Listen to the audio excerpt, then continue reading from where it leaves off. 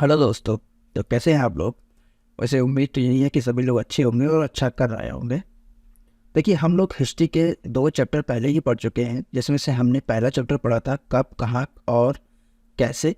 और जो दूसरा चैप्टर है वो अखेटक, जो खास संग्राहक होते थे, वहाँ से लेके उन्होंने खेती के बारे में कैसे सीखा, उस जर्नी के बारे में हमने डिस्कस किया था। पिछले चैप्टर में हमने पढ़ा था कि आरंभिक मानव वो आखिरकार पे घूमते हैं। आरंभिक मानव के बारे में जानकारी हमको कैसे मिलती है, उनकी रहने के लिए वो जगह का निर्धारण कैसे करते थे, आग की खोज के बारे में कि उन्हें आग के बारे में पता था या नहीं था, बदलती जलवायु के बारे में, खेती और पशुपालन की शुरुआत कैसे हुई और कहाँ से हुई, इस बारे में भी पढ़ा था।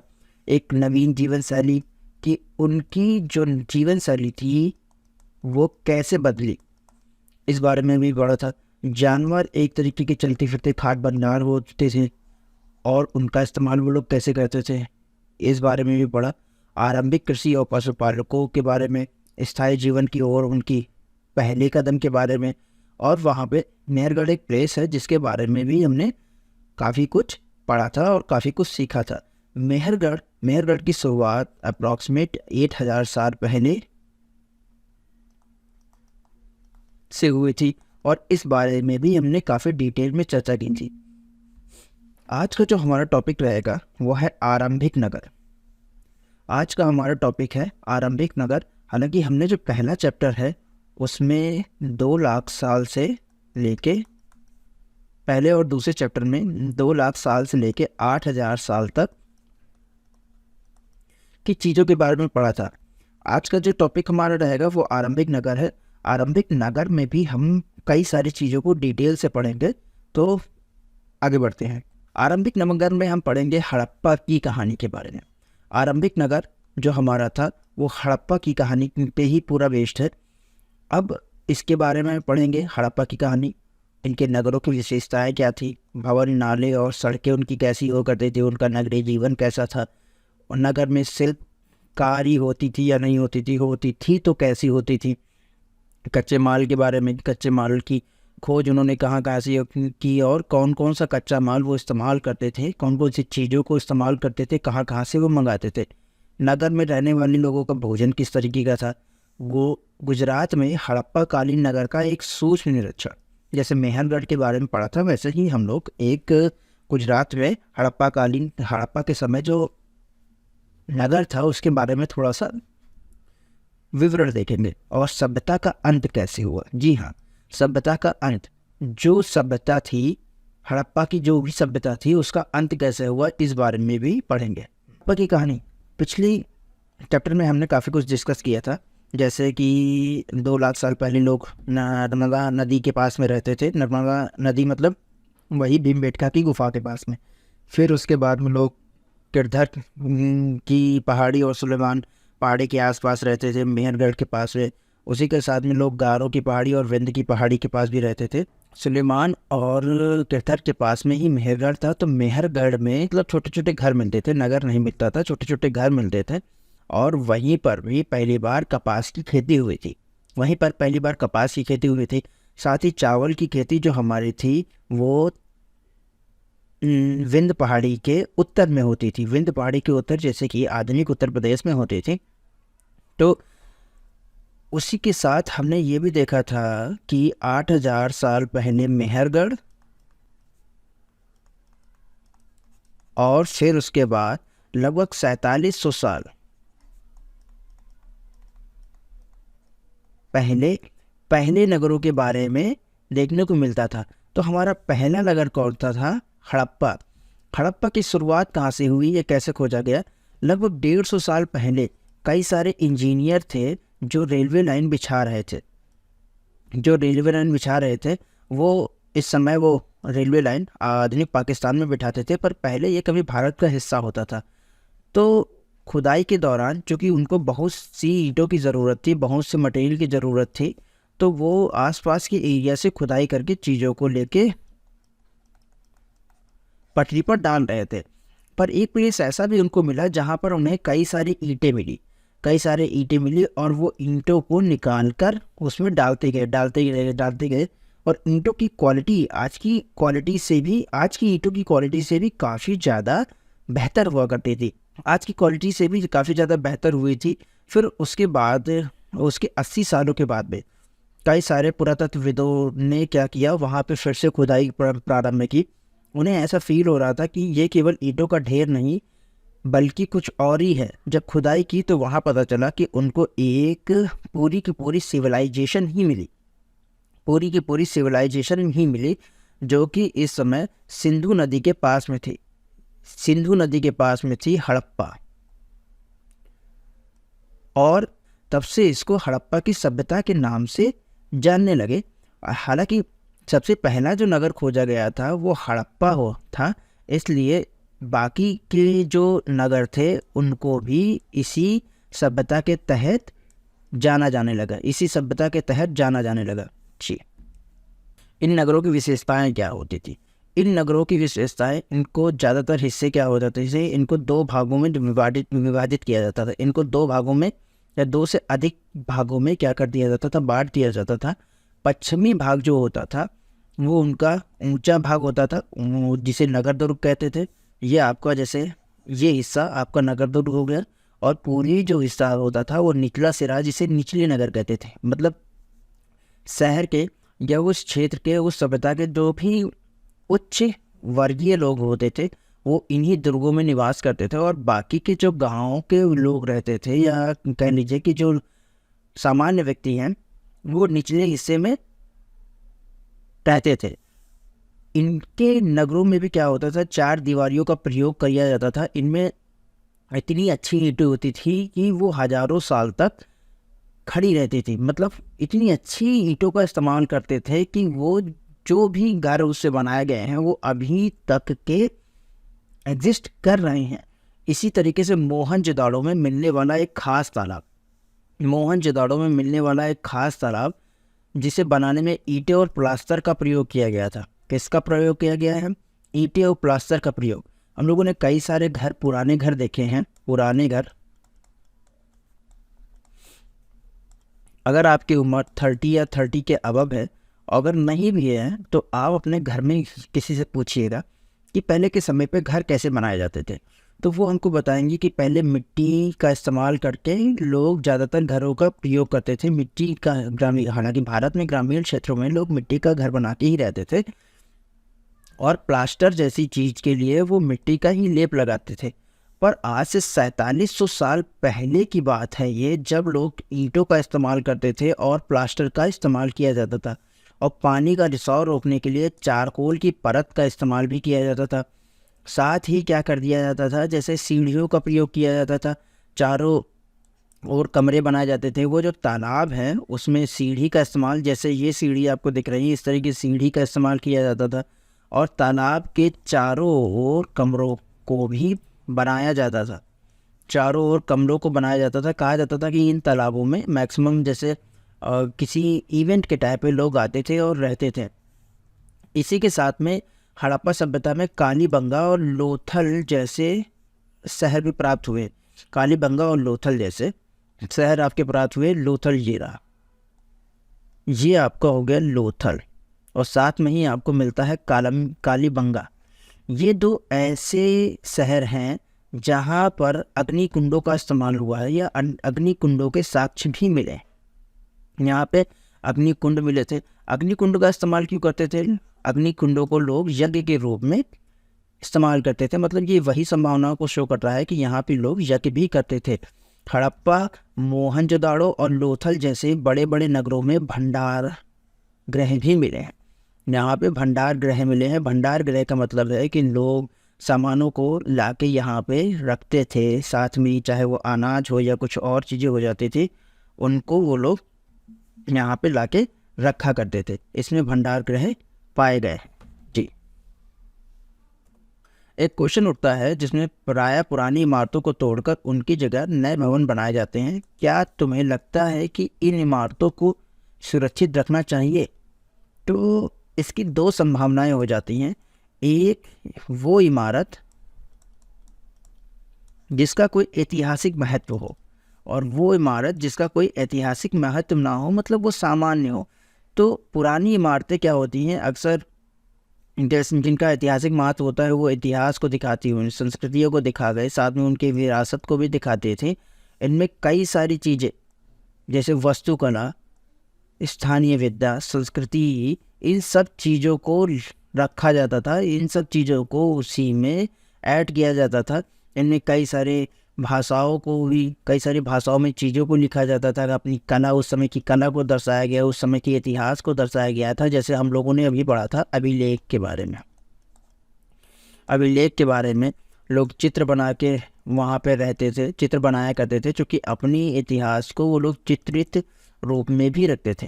जैसे भीमबेटका की गुफाओं में कई सारे चित्र भी मिले थे। तो ऐसी जगहों को हम लोग संरक्षित करके रख सकते हैं, सुरक्षित रख सकते हैं। आप उनको सुरक्षित रखा जा सकता है। पर कई सारी इमारतें ऐसी होती हैं जो कि मामूली हैं, बिगड़ी हुई हैं, पुरानी हो जाती हैं, साथ में ही कई सारे इसमें मतलब स्वास्थ्य की दृष्टि से काफ़ी खतरनाक होती थी। ऐसी परिस्थिति में इनको तोड़ के बनाना ही उचित होता है। अब वहाँ के भवन और नाले और सड़कें किस तरीके से होती थी? भवन, नाले और सड़कें किस तरीके से होती थी? जैसे आज के समय पे भवन, नाले और सड़कें होती हैं, बिल्कुल वैसे ही उस समय के लोगों ने वहाँ पर ऐसा इंफ्रास्ट्रक्चर तैयार किया था जैसे आज के टाइम पे है। तो वहाँ पे भवन लगभग 2 या 2 से अधिक मंजिल के होते थे।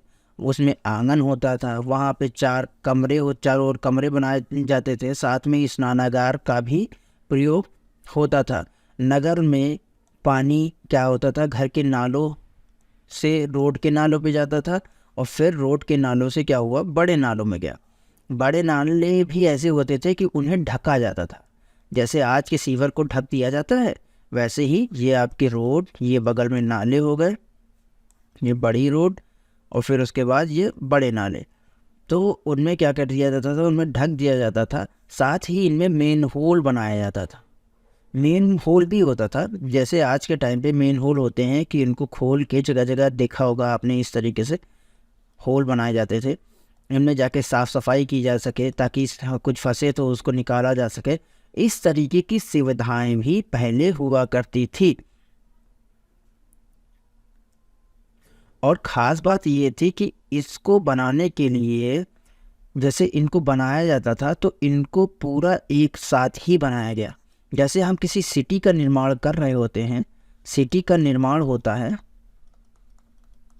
तो उनके पहले मैप्स तैयार किए जाते हैं, मैप तैयार किए गए, फिर इंफ्रास्ट्रक्चर तैयार किया गया, और बाकी सारी चीज़ें जो तैयार की जाती हैं, पूरा का पूरा रोड मैप बनाते हैं कि नालियाँ कहाँ से निकलेंगी, घर कहाँ बनेंगे, स्नानागार कहाँ बनेगा, स्कूल कहाँ बनता है, आपका हॉस्पिटल कहाँ होना चाहिए। इस तरीके की जैसे आज के समय पे जैसे मैप को तैयार किया जाता था, सेम वैसे ही पुराने समय में 4700 साल पहले लोगों ने क्या किया, इस सिटी को पूरी तरीके से बनाया था। साथ ही उनका नगरीय जीवन कैसा था? नगरीय जीवन, जो कि हड़प्पा एक बहुत बड़ी सिटी में आता था, हड़प्पा एक बहुत बड़ी डेवलप सभ्यता भी होती थी, सभ्यता है, तो यहाँ पे हलचल बहुत ज़्यादा मचा है। जैसे मान लीजिए कि आप दिल्ली में हैं या लखनऊ में हैं या किसी ऐसी सिटी में हैं जो कि काफ़ी डेवलप है, तो आप देखेंगे कि वहाँ पर रात में भी आना जाना होता है। इस समय के टाइम पे लोग रात में भी आते जाते रहते हैं, पर मतलब ओवरऑल वहाँ पे क्या है, काफ़ी ज़्यादा चहल पहल होती थी। तो हड़प्पा के नगरों में भी काफ़ी हलचल होती थी।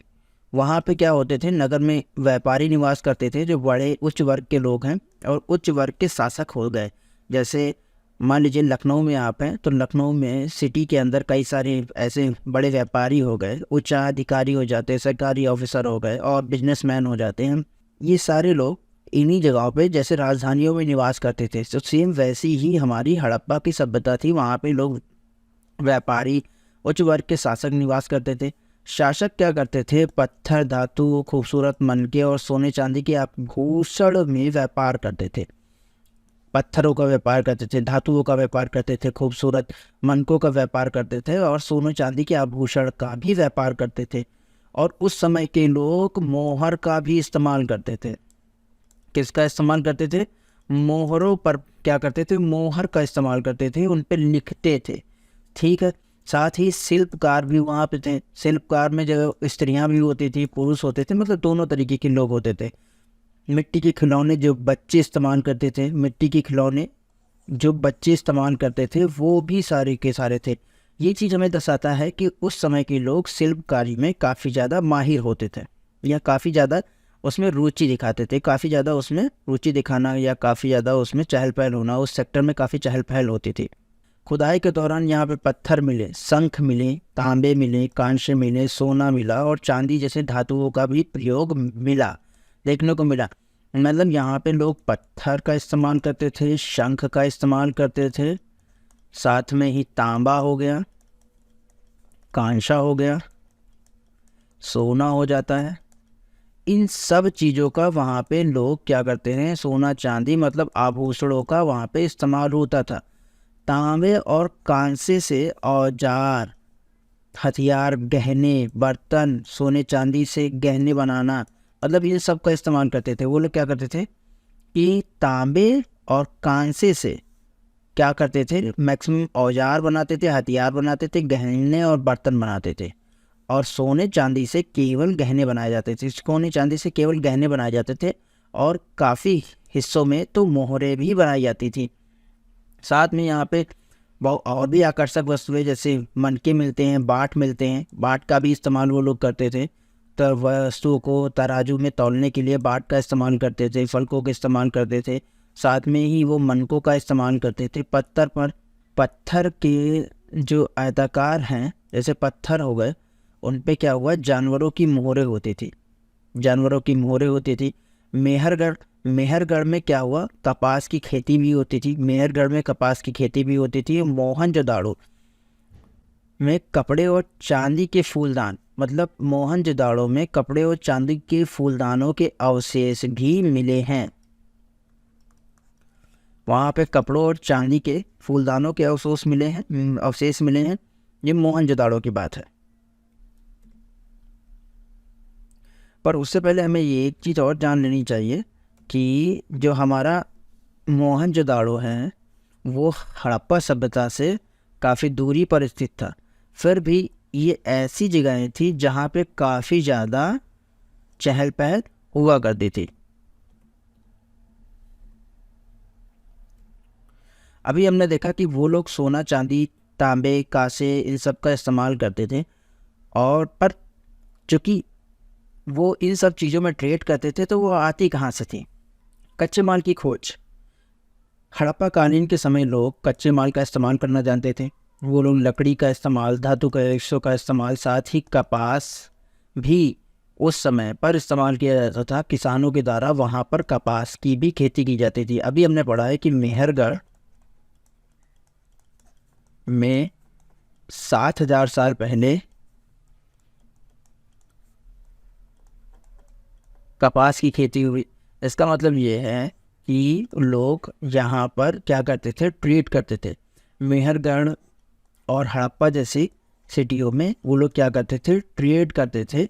साथ में ही इसमें तांबे, टीन, सोना और बहुमूल्य पत्थर का भी काफ़ी हिस्से में ट्रेड होता था, काफ़ी हिस्सों में व्यापार होता था, इस्तेमाल होता था।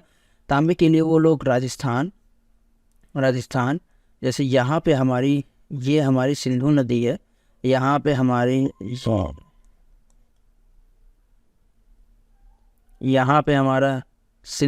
हड़प्पा सभ्यता है। साथ में ही यहाँ मोहनजोदाड़ो है। मोहनजोदाड़ो और ये जो एरिया है ये हमारा राजस्थान में आता है। तो ये लोग क्या करते थे, तांबे को राजस्थान से मंगवाते थे। साथ में ही पश्चिमी एशियाई देश ओमान से भी तांबे को मंगाया जाता था। ओमान कहाँ पर है, ये देखिए। ओमान को भी क्या करते थे, ओमान से तांबों को मंगाया जाता था। साथ में ही टिन को ईरान और अफ़गानिस्तान से मंगाते थे। अफ़गानिस्तान से और कहाँ से मंगाते थे, ईरान से। ईरान हमारा कहाँ है, ये। सोना हमारा मंगाते थे कर्नाटक। सोना हमारा मंगाया जाता है कर्नाटक। सभी ने मूवी देखी होगी, ठीक है। उसमें सोने की खदान है। हालांकि मूवी यहाँ पे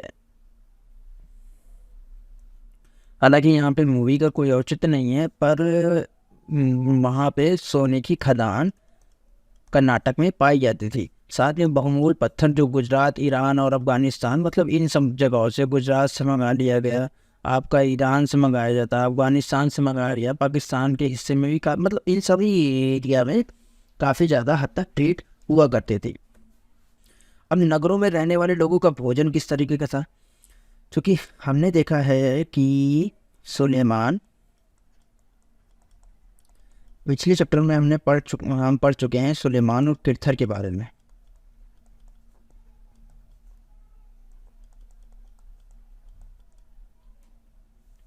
हमने ये भी देखा कि वहाँ पर सबसे पहले जौ, गेहूँ की खेती हो रही थी। तो हड़प्पा के लोग जो कि बाद में आए हैं 4700 साल बाद में, तो ये लोग भी क्या करते थे, इन सब चीज़ों का इस्तेमाल करते थे। और हड़प्पा के समय में चीज़ें और भी ज़्यादा उजागर हो गई। उस समय के लोग गेहूं का इस्तेमाल करते थे, जौ का इस्तेमाल करते थे, दाल का इस्तेमाल करते थे, मटर का इस्तेमाल करते थे, धान का इस्तेमाल करते थे, तेल के रूप में सरसों का इस्तेमाल कर दिया। इन सब चीज़ों का वो इस्तेमाल करना सीख गए थे। जुताई के लिए वो हलों का प्रयोग करते थे। बारिश की कमी के कारण जलाशयों का निर्माण भी हुआ करता था। बारिश की कमी होने पर जैसे इस समय तालाब बनाए जाते हैं, तालाब होते हैं आर्टिफिशियल, पॉट बनाए जाते हैं सिंचाई के लिए। उस समय भी लोग जलाशयों का निर्माण करते थे। फिर काफ़ी बेर का इस्तेमाल किया जाता था खाने में, मछलियाँ हो गई, हिरण का शिकार करके खाना, इन सब चीज़ों का वो लोग इस्तेमाल करते थे खाने के लिए। मतलब उनका जो जीवन था खाने के मामले में वो संपन्न था। कई सारी चीज़ें ऐसी थी जो वहाँ पे मिलती थी। फिर उसके बाद में हम बात करेंगे गुजरात में हड़प्पा कालीन नगर का सूक्ष्म निरीक्षण। गुजरात में ही हमारा क्या है, लोथल बंदरगाह है। ये जो इमेज है ये एक और लोथल बंदरगाह की ही है। यहाँ पे क्या होता था, जैसे समुद्र के रास्ते से जो भी नावें आती थी वो यहाँ पे चढ़ाया और उतारा जाता था। ये उसी का एक नज़ारा है। साथ में ही कच्छ में एक खादिर बेट के किनारे क्या है, धौलावीरा नाम का एक नगर बसा है। कौन सा नगर बसा है? धौलावीरा। देखिए आप में जैसे मोहनजोदाड़ो हो गया, कालीबंगा, आपका हड़प्पा, लोथल, राखीगढ़ी, धौलावीरा, ये सारे नगर ऐसे हैं जो काफ़ी ज़्यादा इम्पोर्टेंट रहते थे। ठीक है, तो कच्छ में क्या है, खादिर बेट में धौलावीरा नाम का एक नगर बसा था जहाँ पानी साफ था और ज़मीन काफ़ी उपजाऊ थी। कच्छ किसी और चीज़ के लिए भी फेमस है। अगर आपको पता है तो कमेंट में इसका आंसर दें। ठीक है, साथ में ही क्या है, यहाँ पर पहले हमने अभी पढ़ा था कि जो हड़प्पा के नगर थे उनमें 2 दुर्ग बनवाए जाते थे, एक पश्चिमी एक पूर्वी। पर ये नगर जो हैं वो 3 भागों में बटे थे। किसमें? 3 भागों में। धौलावीरा 3 भागों में बना हुआ था। इन नगरों के चारों ओर ऊंची दीवारी बनाई जाती थी। ये आपके घर हो जाते थे।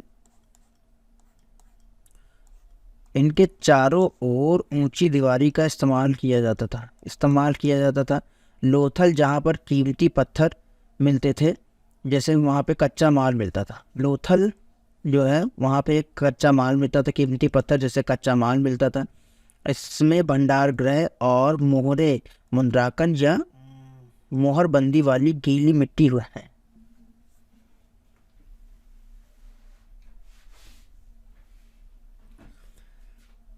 इसमें भंडार गृह का इस्तेमाल भी किया जाता था। इनमें मोहरें भी मिलती थी और मोहरों के लिए इस्तेमाल की जाने वाली गीली मिट्टी भी इन्हीं जगहों पर मिलती थी। हड़प्पा सभ्यता के अंत का रहस्य, एक ऐसी सिटी जो काफ़ी डेवलप थी, काफ़ी ज़्यादा डेवलप है, वहाँ पे आर्किटेक्ट भी काफ़ी ज़्यादा एडवांस है, सिटी भी काफ़ी एडवांस है, खाने की पूर्ति करने के लिए भंडार गृह हैं, मतलब हर वो चीज़ वहाँ पे अवेलेबल है जो आज के समय सिटी का निर्माण करते समय बनाया जाता है। फिर भी लोग 3900 साल पहले लोग इन नगरों को छोड़कर जाने लगे। लेखन मोहरों का और बाट का प्रयोग भी बंद कर दिया उन लोगों ने। मोहनजोदाड़ो की सड़कों पर कचरा भरने लगा, जल निकासी खराब हो गई, मतलब हर वो चीज़ जो उस सिटी का निर्माण करती थी वो डिस्ट्रॉय होने लगी। इसमें इनके क्या कारण हो सकते हैं, इसके बारे में अभी किसी को सही से ज्ञात ही नहीं है। कोई कहता है, कुछ विद्वान कहते हैं कि वहाँ पे नदियाँ सूख गई, इस वजह से लोग चले गए। तो नदियाँ सूखना क्या हो, और कुछ जगहों पे बाढ़ आ गई, चारागाह समाप्त हो गए, कुछ यही सब जो है इनके मत दिए गए। पर अगर नदियाँ सूख गई होंगी तो हर जगह की नदियाँ सूखना भी संभव नहीं है। अगर बाढ़ आ गई होगी तो हर जगह बाढ़ आना भी संभव नहीं है। चारागाह समाप्त हुए होंगे तो लोग एक दूसरी जगह पे शिफ्ट हो सकते हैं, फिर उन्हीं जगह पे आ सकते हैं। मतलब इसका कोई एक पुख्ता सबूत नहीं है कि किस वजह से ये नष्ट हुई थी। वहाँ से लोग क्या करने लगे, हाँ, जैसे हड़प्पा में रहते थे, वहाँ से लोग पूर्वी और दक्षिणी इलाकों में, पूर्वी जैसे ये भारत का ये हिस्सा है, यहाँ पे है,